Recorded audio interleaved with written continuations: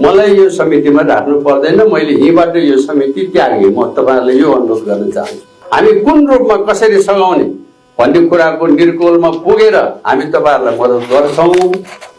सुझावको रूपमा एउटा नवराज दाइलाई के छ मेरो भनाइ भने, हामी कुनै पार्टी वा कुनै झण्डाको अन्तर्गत पनि छैनौं। आजको यो बैठक यही हलमा राउन्ड टेबल गरिदिएको भए अहिले जति पनि साथीभाइहरूले बोल्नुभयो आफ्नो आफ्नो मनको विचार त्यसरी राखिदिएको भए यो बैठकको अझ बढी सार्थकता हुन्थ्यो होला जस्तो लाग्यो मलाई। अब गरेर तपाईहरु सबै त राष्ट्रवादी हुनुहुन्छ, अनेक अनेक योगदान गर्नुभएको व्यक्तित्वहरू हुनुहुन्छ।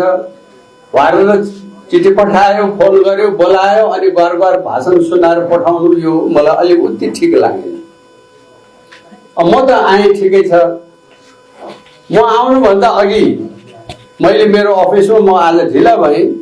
ढिला भएको कारण किनभने म आउनुभन्दा अघि मैले हाम्रो अभियानको केन्द्रीय मुखी मान्छेहरू कमसेकम सबै नभए पनि 3 जना उपाध्यक्षहरू र केही महत्त्वपूर्ण साथीहरूलाई बोलाएँ। हामीसँग आबद्ध हुनुभएका दलहरूका मुख्य मान्छेलाई बोलाएँ, मोर्चाहरूलाई बोलाएँ र उहाँहरूलाई मैले भने मलाई यस्तो यस्तो खबर आएको छ। बिहान मैले नवराज दाइलाई पनि भेटेँ। हामी सबै त नेपालमा संवैधानिक राज संस्था होस्, सनातन पहिचान सहितको हिन्दू अधिराज्य होस्, संहिता खारेज होस् अनि देश रहन्छ भन्ने विश्वासले यतिका वर्षदेखि हामी हिँडेकै छौं। आज अर्को साथीहरूले यो काम गरिरहनु भएको छ भने हामीले सघाइदिनुपर्छ, हामी चाहिँ जाइदिनुपर्छ भन्ने बैठक गर्नको निमित्त मैले बैठक बोलाएँ।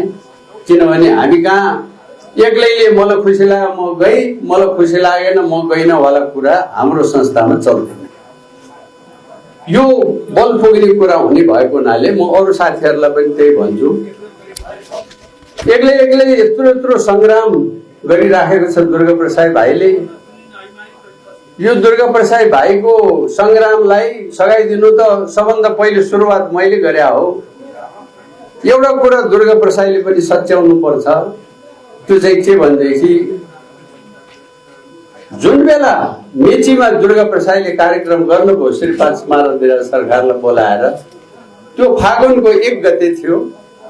त्यो फागुनको 1 गते मारदेरा सरकारले परेवा उडाइदिएर शान्तिको प्रतीकको परेवा उडाइदिएको हो। फागुन 1 गतेलाई त्यति बेला